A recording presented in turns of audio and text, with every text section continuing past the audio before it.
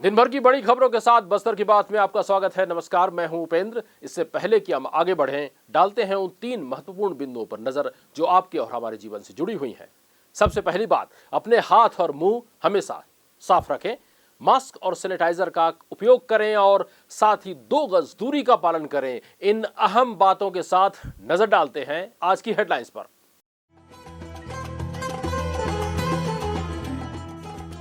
बस्तर की बेटी नैना सिंह धाकड़ ने किया एवरेस्ट फतह। मुख्यमंत्री भूपेश बघेल ने दी बधाई और शुभकामनाएं। कोविड-19 अस्पताल में हुए कथित मारपीट के बाद जूनियर डॉक्टर्स ने रखा अपना पक्ष। पत्रकार भवन में पत्रकारों को इस संबंध में दी अहम जानकारी। वृक्षारोपण की तैयारियों की समीक्षा मुख्य कार्यपालन अधिकारी इंद्रजीत चंद्रवाल और वन मंडलाधिकारी सुश्री स्टाइलो मंडावी द्वारा की गई।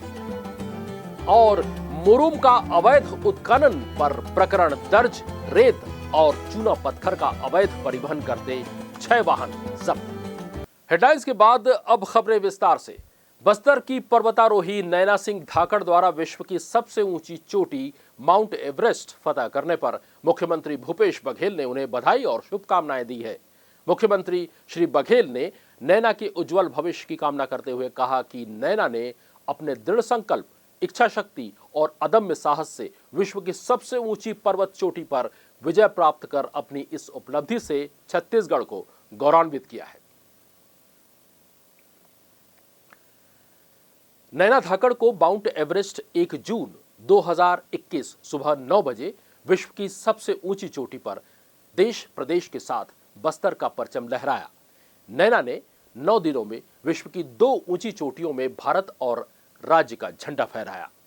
नैना के लिए यह अभियान बेहद खास रहा क्योंकि मौसम खराब होने और एवलांश आने से जब अन्य पर्वतारोही ने हार मान ली और वापस लौट आए, फिर भी नैना अपने दृढ़ संकल्प का परिचय देते हुए विश्व की सबसे ऊंची चोटी पर पहुंचने का कारनामा कर दिखाया। इस दौरान उनके साथ पर्वतारोहण पर निकले लोगों ने तो एक सबमिट भी नहीं की, पर जिद्दी नैना ने 2 सबमिट कर काठमांडू वापस लौटी। टाकरागुड़ा बस्तर की रहने वाली बस्तर की बेटी नैना सिंह धाकड़ पिछले 10 सालों से माउंट एवरेस्ट पर फतह करने की तैयारी कर रही थी। इससे पहले वे हिमालय की कई चोटियों पर भी चढ़ाई कर चुकी है। यही नहीं, भूटान में भी वे स्नोमैन ट्रैक में हिस्सा लिया, जिसमें वे एवरेस्ट फतह करने वाली पहली भारतीय महिला बछेंद्री पाल की टीम में शामिल रही। कलेक्टर रजत बंसल ने बताया कि नैना पिछली बार भी आर्थिक कारणों से एवरेस्ट के अभियान पर जाने से चूक गई थी। इस बार मुख्यमंत्री श्री भूपेश बघेल के निर्देश पर एनएमडीसी और जिला प्रशासन के सहयोग से नैना का सपना साकार हुआ और उन्होंने देश प्रदेश के साथ बस्तर का नाम रोशन किया। 1 अप्रैल 2021 को वो एवरेस्ट को फतह करने के अभियान में जगदलपुर से निकली थी। माउंट एवरेस्ट अत्यधिक अनुभवी पर्वतारोहियों सहित कई पर्वतारोहियों को आकर्षित करता रहा है। नैना ने नेपाल में दक्षिण पूर्व का रास्ता चुना। यह रास्ता एवरेस्ट से ऊंचाई की बीमारी, मौसम और हवा के साथ साथ हिमस्खलन और खुम्बू ग्लेशियर जैसे खतरों से भरा पड़ा है। 13 मई को खराब मौसम के कारण जब विश्व की अधिकतर टीम अभियान रद्द कर वापस बेस कैंप लौट आई थी, तब भी नैना अपने पहले अटेम्प्ट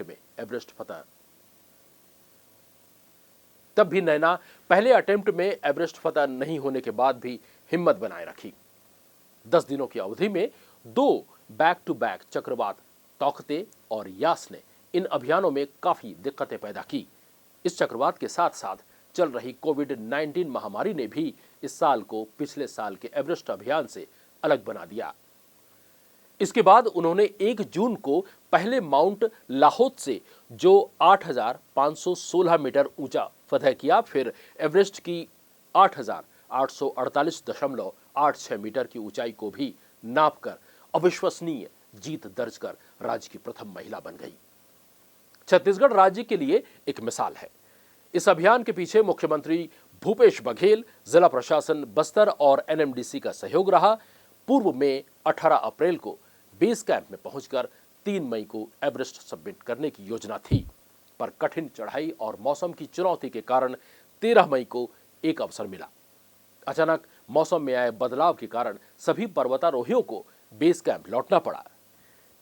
नेपाली मौसम विभाग ने 29 मई को मौसम खुलने की संभावना जताई, तब नैना ने पुनः अपना प्रयास आरंभ किया और माउंट एवरेस्ट के साथ साथ विश्व की चौथी ऊंची चोटी माउंट लाहोत्से को भी फतह कर लिया। परंतु मौसम में बदलाव आने के कारण नैना को स्वास्थ्य संबंधी समस्याओं का सामना करना पड़ा और उन्हें रेस्क्यू करने के लिए रेस्क्यू टीम भेजनी पड़ी। जल्द ही नैना के बेस कैंप पहुंचने की संभावना जताई गई। नैना सिंह धाकड़ शहर के महारानी लक्ष्मीबाई कन्या स्कूल में स्कूली शिक्षा प्राप्त की। इसके बाद पीजी कॉलेज धर्मपुरा से बीए किया। इसके साथ ही डीसीए, पीजीडीसीए, एमएसडब्ल्यू, बीपीएड किया है। बाद में पर्वतारोहण में basic mountaineering, advance mountaineering, MOI course, rock basic and advance, SNR search and rescue course किया है। फतह करने के बाद नैना सिंह धाकड़ ने अपनी खुशी का कुछ इस तरह इजहार किया। आइए देखें। 1 जून 2021 मैं नैना सिंह धाकड़ माउंट एवरेस्ट 8,848.86 मीटर पर हूँ और मैं आपके लिए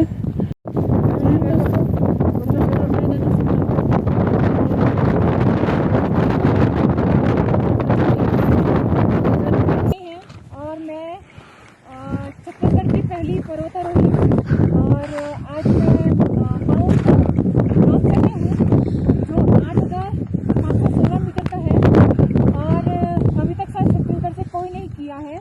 ये भी पहला रिकॉर्ड है और मैं शुक्रिया अदा करना चाहूँगी कलेक्टर सर का कि उन्होंने मुझे इसके लिए काफ़ी समझाया और आगे का दर्जे से शुक्रिया अदा करना चाहूँगी कि उन्होंने मुझे स्पॉन्सर किया एंड छत्तीसगढ़ वासी और बस्तर का बहुत बहुत धन्यवाद। एवरेस्ट फतह के बाद बढ़ते हैं अगली खबर की तरफ। मेडिकल कॉलेज के कोविड-19 अस्पताल में हुए मारपीट का मामला शांत होता नजर नहीं आ रहा है। मृतक के परिजनों के पत्रकार वार्ता लेकर मीडिया के समक्ष अपने पक्ष को रखे जाने के बाद गुरुवार को मेडिकल कॉलेज के जूनियर डॉक्टर्स के द्वारा भी पत्रकार वार्ता लेकर अपना पक्ष रखते हुए कहा कि मरीज के परिजनों द्वारा आए दिन मारपीट किए जाने के चलते डॉक्टर्स असुरक्षित हैं। उन्होंने डॉक्टर्स के साथ मारपीट करने वालों के विरुद्ध मेडिकल प्रोटेक्शन एक्ट के तहत कार्रवाई करने की मांग की है। पत्रकार वार्ता के दौरान डॉक्टर चंद्राकर ने घटना के संबंध में हमें जानकारी दी। सर, एडमिट जो है, मरीज जो एडमिट है वो 27 को हुई है, जो मृत्यु जो हुई है वो 30 तारीख को हुई है। मृत्यु जब हुई तो मरीज के परिजन जो बेटी थी वो डॉक्टरों के साथ हाथापाई कर रही थी, उसके बाद ये घटना निर्मित हुई है। मरीज की पहले से काफी क्रिटिकल कंडीशन, बहुत ही ज़्यादा क्रिटिकल कंडीशन में थे। 56 ऑक्सीजन सेचुरेशन होना वो बताता है कि मरीज की हालत बहुत सीरियस है। उनसे बार बार कहा गया है कि बाईपेप वेंटिलेटर में डाले दिया जाए, बट उन्होंने रिटर्न में कंसेंट दिया हुआ है कि हम नहीं डालेंगे बोल के। कि वहाँ पर मारपीट की घटना नहीं हुई है, वो खींचतान की हुई थी। मारपीट की कोई घटना ऐसी हुई ही नहीं है। सर, क्वींस एनआरआई का डिस्चार्ज टिकट उसमें मौजूद है जिसमें 56 लिखा हुआ है ऑक्सीजन सेचुरेशन। डिस्चार्ज टिकट है उसमें सीधे सीधे लिखा हुआ है 56 ऑक्सीजन सेचुरेशन। सर, अभी बस ये चाह रहे हैं कि लड़की के द्वारा जो हमारे डॉक्टर्स के अगेंस्ट में गलत कंप्लेन किया है, छेड़छाड़ी का मामला ये कहीं पर है ही नहीं सर। दूसरा, हमारे JUDA president doctor Raghavendra Choubey जो 1 साल 2 महीने काम करने के बाद भी अगर उनके विरुद्ध इस तरह से कुछ भी गलत न्यूज़ र्यूमर फैलाया जाता है तो सर ये खारिज हो और उस लड़की और उस परिजन जिन्होंने डॉक्टर्स के साथ मारपीट की है उनके साथ मेडिकल प्रोटेक्शन एक्ट और जो उचित धाराएं हों वो लगाई जाए। छत्रपति शिवाजी वार्ड वासी बारिश के पानी के निस्तार नहीं होने से जल भराव और सड़कों पर बहने की समस्या के साथ पुल पुलिया सुधारने की मांग को लेकर पार्षद सुषमा कश्यप के साथ गुरुवार को धरने पर बैठने वाले थे, लेकिन महापौर सफीरा साहू और पीडब्ल्यूडी विभाग के सभापति यशवर्धन राव के द्वारा समस्याओं के समाधान के लिए त्वरित कार्रवाई करने के उद्देश्य से वार्ड पहुंचने पर वार्डवासियों ने धरना देने के कार्यक्रम को स्थगित कर दिया और त्वरित कार्रवाई करने के लिए महापौर MIC सदस्य और वार्ड की पार्षद के प्रति आभार व्यक्त किया है। त्वरित कार्रवाई करते हुए नगर निगम के द्वारा जल भराव की समस्या को दूर करने के लिए नाली खोदे जाने पर वार्डवासी एक महिला ने अपनी नाराजगी व्यक्त करते हुए कहा, मैं श्रीमती सुनीता दिनेश सीताराम कपूर की मिसेज बोल रही हूँ और मुझे बहुत तकलीफ हुई जब मैंने देखा कि निगम बिना कारण के बिना कोई इन्फॉर्मेशन दिए और मेरे प्लॉट के सामने आ गए हैं और उन्होंने अंदर घुसकर पूरी नाली की खोदने की तैयारी की। ये बहुत गलत हुआ है जिसका मुझे बहुत खेद है। हम आपका समस्या का समाधान करने के लिए तैयार हैं, हम निगम के साथ तैयार हैं, लेकिन आपने हमको इन्फॉर्म नहीं किया। हम रोड के सामने से दे रहे हैं, पहले ही हम दे चुके आपको, आपके साथ बातचीत हो चुकी, तो आप लोगों ने बिना बताए बिना इन्फॉर्मेशन दिए आप कैसे चले गए। मुझे बहुत खेद है इस बात का और मैं निगम के साथ भी हूँ, मुझे उनसे कोई बदला या कोई बदले की भावना नहीं है, क्योंकि मुझे भी उनके साथ रहना, उनको भी हमारा साथ समाधान करना चाहिए। आप नाली को खोदना है तो आप प्लॉट के सामने से खोदिए, जिसमें हमारा भी और पूरी जनता का भी उनका कोई नुकसान ना हो और आपका भी निगम को भी कोई नुकसान ना हो। धन्यवाद।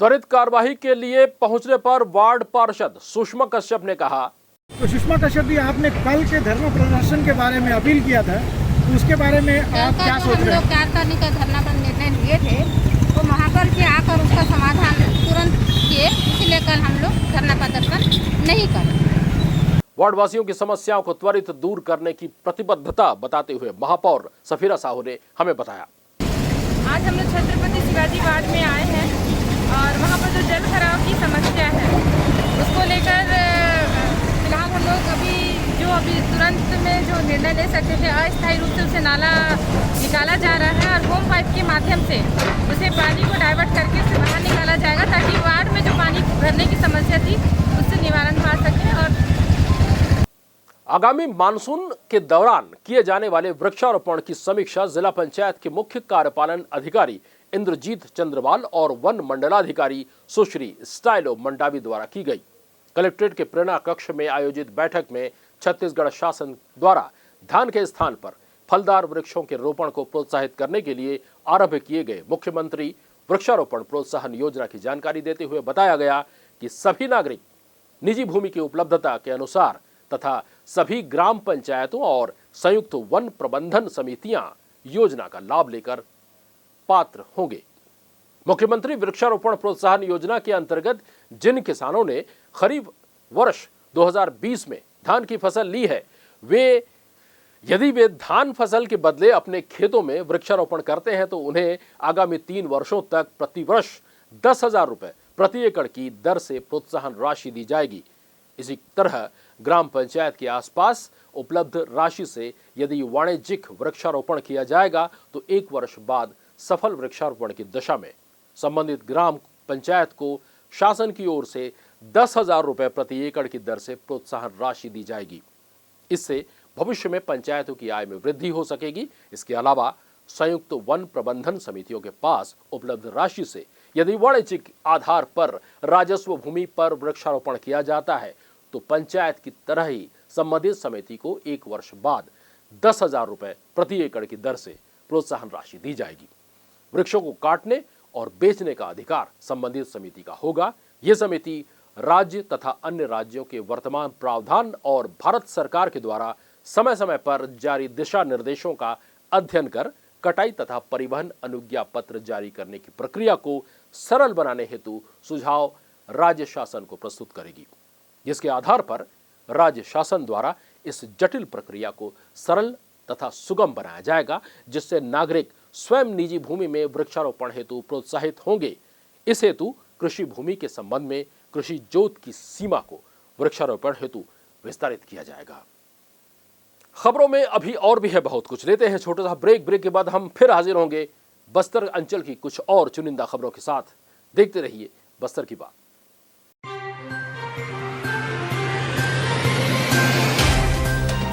सफर जगतुगुड़ा से जगदलपुर का, नित नई करवट लेता शहर हमारा, चौक चौराहों से होता हुआ विकास की गाथाएं गढ़ता बस्तर हमारा। कई रंगों से सराबोर कितनी ही कहानियों को समेटे, कहीं विकास के सोपान तो कहीं सरकारी दावे और उनका सच।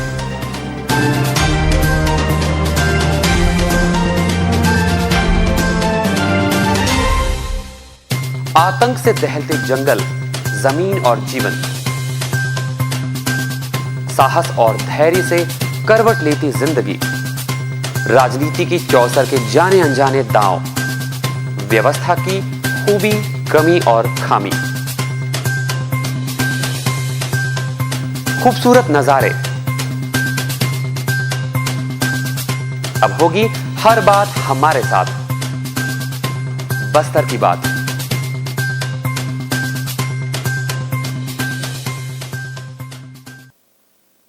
ब्रेक के बाद आपका स्वागत है। आइए बढ़ते हैं खबरों की ओर।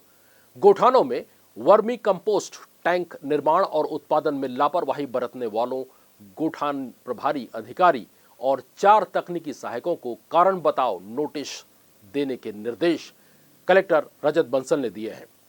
उन्होंने बारिश से पूर्व निर्माण कार्य को पूरा करने के निर्देश दिए। ये निर्देश गुरुवार को हुई जिला कार्यालय के प्रेरणा सभा कक्ष में नरवा, घुरवा, गरवा और बाड़ी योजना की समीक्षा बैठक में कलेक्टर ने दिए। जिले में 8,877 क्विंटल गोबर खरीदी की गई थी, जिसके तहत गोठानों में 8,996 क्विंटल वर्मी कंपोस्ट का उत्पादन किया गया है, जिसे कृषि, उद्यानिकी और वन विभाग की मांग के आधार पर पूरा करने के निर्देश दिए गए। साथ ही कंपोस्ट खाद की टेस्टिंग और NRLM समूह के माध्यम से वर्मी कंपोस्ट की पैकेजिंग की व्यवस्था करवाने के निर्देश दिए गए। लेम्स के KCC धारक किसानों को वर्मी खाद की बिक्री को प्रोत्साहित करने कहा गया। मुख्य कार्यपालन अधिकारी जिला पंचायत इंद्रजीत चंद्रवाल ने समीक्षा के दौरान जिले के 87 ग्राम पंचायतों में गोठान स्वीकृत नहीं होने की जानकारी मिलने पर कहा कि सभी जनपद CEO कार्य का निरीक्षण कर जानकारी देंगे। उन्होंने आरंभ में गोठानों को जल्द शुरू करने के निर्देश दिए। क्रेडा के अधिकारी को ग्राम पंचायत स्तर के गोठानों में सोलर पंप स्थापित करने के कार्य में तेजी लाने को कहा।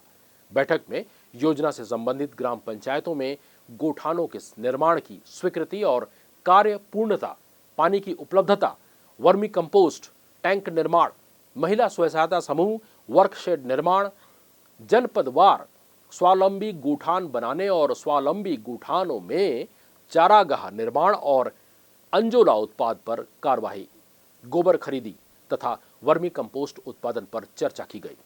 इसके अलावा गोबर और HSG को लाभांश राशि का भुगतान और राजीव गांधी न्याय योजना के तहत धान फसल के अलावा अन्य फसलों जैसे मक्का, कोदो, कुटकी, गन्ना, दलहन, तिलहन, फलदार पौधों को बढ़ावा देने के संबंध में तैयार की गई थी। CEO चंद्रवाल ने उक्त कार्य के लिए जन जागरूकता रथ और किसान चौपाल करवाने के साथ ही फसल बीमा योजना से लाभान्वित किसानों, सामूहिक और व्यक्तिगत वनाधिकार मान्यता पत्र प्राप्त किसानों को भी इस योजना के तहत जोड़ने के निर्देश दिए। बैठक में बस्तर विकास प्राधिकरण से स्वीकृत कार्यों की प्रगति लाने के निर्देश के साथ साथ निर्माण कार्यों की उपयोगिता प्रमाण पत्र प्रस्तुत करने के भी निर्देश दिए गए। बैठक में गोठान समितियों के गठन और अनुमोदन की समीक्षा की गई। बढ़ते हैं अगली खबर की तरफ। कलेक्टर रजत बंसल के निर्देश पर जिला खनिज जांच दल द्वारा 31 मई से 3 जून तक जिले के बस्तर, जगदलपुर और नगरनार क्षेत्र में औचक निरीक्षण के दौरान मुरुम का अवैध उत्खनन करते पाए जाने पर प्रकरण दर्ज करने के साथ ही गौण खनिज रेत से और चूना पत्थर के अवैध परिवहन करते 6 वाहनों को जब्त कर परिवहनकर्ताओं के विरुद्ध खनिज का अवैध परिवहन का प्रकरण दर्ज किया गया है। प्रभारी खनिज अधिकारी हेमंत चेरपा ने बताया कि मुरुम के अवैध उत्खनन का मामला नगरनार क्षेत्र के उपनपाल का है। यहां कोरापुट ओडिशा निवासी कैलाश मंडिगा के विरुद्ध प्रकरण दर्ज किया गया था। यहां एक नग टाटा हिताची पोकलेन को जब्त किया गया है। इसके साथ ही रेत, चूना और पत्थर का अवैध परिवहन करते पाए गए 3 टिप्पर, 1 ट्रक और 2 हाइवा को भी जब्त किया गया है। इन सभी प्रकरणों में छत्तीसगढ़ गौण खनिज नियमावली 2015 के नियम 71, खान और खनिज अधिनियम 1957 की धारा 21 के अंतर्गत दंडात्मक कार्रवाई की जाएगी। पूर्व में भी जिले के खनिज ठेकेदारों, खनिज परिवहनकर्ताओं को निर्देशित किया गया था कि बिना वैध अभिवहन पास के खनिजों का परिवहन करना दंडनीय अपराध है। कलेक्टर के निर्देशानुसार जिले में खनिज के अवैध उत्खनन और परिवहन पर प्रभावी नियंत्रण हेतु खनिज अमलों द्वारा निरंतर जांच की जा रही है। मोदी सरकार के लगातार 7 साल का कार्यकाल 30 मई को पूरा हुआ, जिसके चलते भाजपा पूरे देश में मोदी सरकार की उपलब्धियों को गिना रही है। वहीं दूसरी तरफ कांग्रेस मोदी सरकार को जुमलों की सरकार बता रही है।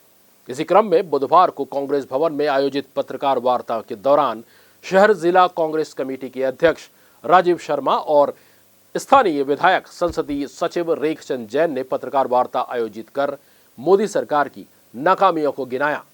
उन्होंने कहा कि प्रधानमंत्री बनने से पहले किए गए वादों के बिल्कुल उल्टी ये सरकार नजर आ रही है, चाहे वह महंगाई की मार हो या नारी शक्ति पर अत्याचार या फिर भ्रष्टाचार। कांग्रेस के नेताओं ने यह आरोप लगाया कि नरेंद्र मोदी के पास देश की भलाई के लिए न कोई कार्य योजना है और न ही कोई उनकी मंशा।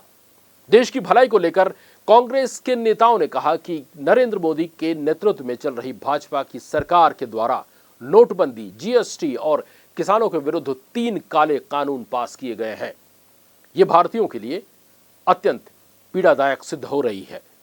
पत्रकार वार्ता के दौरान संसदीय सचिव और स्थानीय विधायक रेखचंद जैन ने बताया, आज जो प्रेस वार्ता का आयोजन कांग्रेस पार्टी के द्वारा किया गया है, इसका प्रमुख उद्देश्य यही है कि 30 मई को मोदी सरकार के 7 वर्ष पूरे हो गए हैं और नरेंद्र मोदी जी प्रधानमंत्री बनने के पूर्व और प्रधानमंत्री बनने के बाद उन्होंने देश की जनता को जो वादे किए थे उन वादों पे खरा नहीं उतर रहे हैं और इनके इस कृत्य से देश का आम नागरिक परेशान है। इन्होंने जो संकल्प पत्र में कहा था, इनकी सरकार बिल्कुल इसके विपरीत दिशा में जा रही है। चाहे वो भ्रष्टाचार का मामला हो, चाहे महंगाई की बात हो, चाहे नारी शक्ति पे अत्याचार की बात हो। आज इस प्रेस कॉन्फ्रेंस के माध्यम से मोदी सरकार के 7 साल में इन्होंने जो निर्णय किया है, जैसे नोटबंदी का निर्णय किया, ये अविवेकपूर्ण निर्णय था। नोटबंदी से इन्होंने बड़ी बातें कही थी कि नक्सलवाद और आतंकवाद खत्म होगा, इस पर बंदिश लगेगी, लेकिन किसी प्रकार का कोई सुधार नहीं आया, न काला धन वापस आया, न लोगों को 15-15 लाख देने की बात सब साबित हुई। ये सिर्फ एक जुमलेबाजी थी, लोगों से वोट लेने के लिए वोट लिया और जनता को ठेका दिखाया। इसी प्रकार से जीएसटी इन्होंने लगाया। जीएसटी लगाने से बड़े बड़े कल कारखाने जिसमें लाखों की संख्या में लोग अपना रोजगार प्राप्त कर रहे थे, ये जीएसटी के आने से कल कारखाने बंद हो गए, हमारे लाखों लोग बेरोजगार बन गए, अर्थव्यवस्था बिगड़ गई और उद्योग कल कारखाने बंद हो गए, छोटे व्यापारी परेशान हो गए। इस तरीके से बेरोजगारी की दर बहुत बढ़ गई। इन्होंने बड़ा वादा किया था कि प्रत्येक साल में हम 2 करोड़ लोगों को रोजगार दे देंगे, लेकिन रोजगार देने की बात तो छोड़िए, इन्होंने जो निर्णय किए इससे रोजगार छीनने का ही काम हुआ है और युवाओं को हतोत्साहित करने के लिए इन्होंने पकौड़ा बनाओ जैसी टिप्स देकर युवाओं के मनोबल को गिराने का काम किया है। इसी तरीके से इन्होंने कृषि के क्षेत्र में बड़ी बड़ी बातें कही थी कि किसानों का आय 2 गुना कर दिया जाएगा और स्वामीनाथन कमेटी की रिपोर्ट लागू की जाएगी, जिससे किसानों की आय दुगनी हो जाएगी। किसानों की आय दुगनी होना तो छोड़िए, इन्होंने 3 काले कृषि कानून लाए।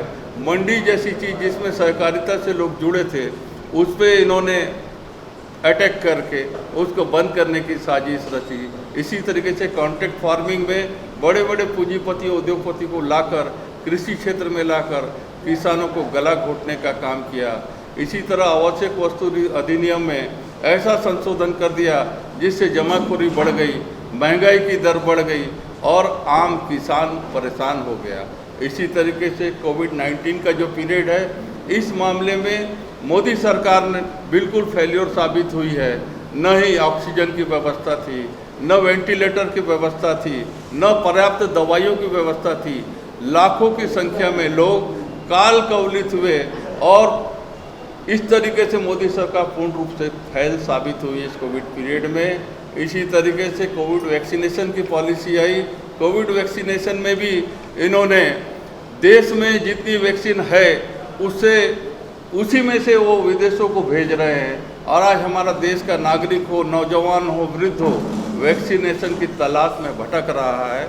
और आपदा को अवसर बनाने में केंद्र की मोदी सरकार ने कोई कमी नहीं छोड़ी कि केंद्र को 150 रुपये में वैक्सीन दी जा रही है, वही केंद्र सरकार राज्य को 300 से 400 रुपये में दे रहा है, प्राइवेट अस्पतालों को 600 में 1200 रुपये दे रहा है। इस तरीके से ये आपदा को अवसर बनाकर भ्रष्टाचार करने की बहुत बड़ी साजिश अगर किसी ने रची है तो केंद्र की मोदी सरकार ने रची है।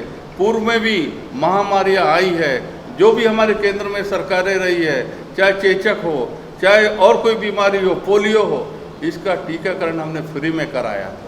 आज ऐसी क्या स्थिति बन गई कि बड़े बड़े पूंजीपतियों को 3,50,000 करोड़ का कर्जा माफ करने के लिए सरकार के पास पैसा है, लेकिन हमारी जनता के जीवन को सुरक्षित करने के लिए आपदा को अवसर बनाकर वैक्सीनेशन का व्यापार करने का काम अगर कोई किया है तो केंद्र की मोदी सरकार ने किया है।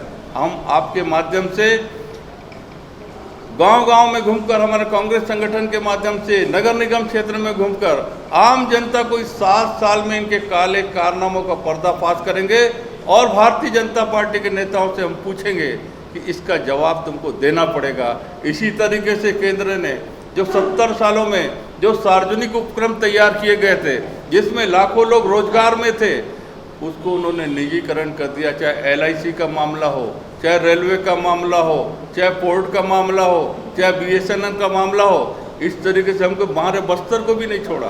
बस्तर में NMDC का स्टील प्लांट जो अभी बनकर तैयार नहीं हुआ, इसको भी विनिवेश की श्रेणी में लाकर पूरी देश दुनिया को छलने का काम कर रहा है। और मैं आप लोगों के माध्यम से यही कहना चाहूँगा कि मोदी सरकार की जो 7 साल है, देश के स्वतंत्र इतिहास में 7 काले अध्याय के रूप में शामिल हो गए हैं। देश की जनता पूर्ण रूप से देख रही है और समय आने पर इनको करारा तमाचा जरूर देगी। धन्यवाद। नियमित खबरों के लिए आप हमसे YouTube से भी जुड़ सकते हैं। हमारा पता है बस्तर की बात, जगदलपुर। इस चैनल को आप सब्सक्राइब कीजिए और बेल आइकॉन पर भी क्लिक करना न भूलें। इन्हीं बातों के साथ देखते हैं एक नजर आज की हेडलाइंस पर।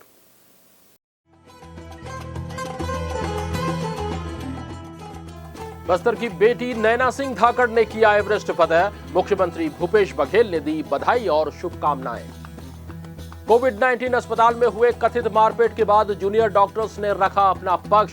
पत्रकार भवन में पत्रकारों को इस संबंध में दी अहम जानकारी। वृक्षारोपण की तैयारियों की समीक्षा मुख्य कार्यपालन अधिकारी इंद्रजीत चंद्रवाल और वन मंडलाधिकारी सुश्री स्टाइलो मंडावी द्वारा की गई। और मुरुम का अवैध उत्खनन पर प्रकरण दर्ज। रेत और चूना पत्थर का अवैध परिवहन करते 6 वाहन जब्त। बस्तर की बात में आज के लिए बस इतना ही। कल फिर आपसे मुलाकात होगी, तब तक हमें दीजिए इजाजत। नमस्कार।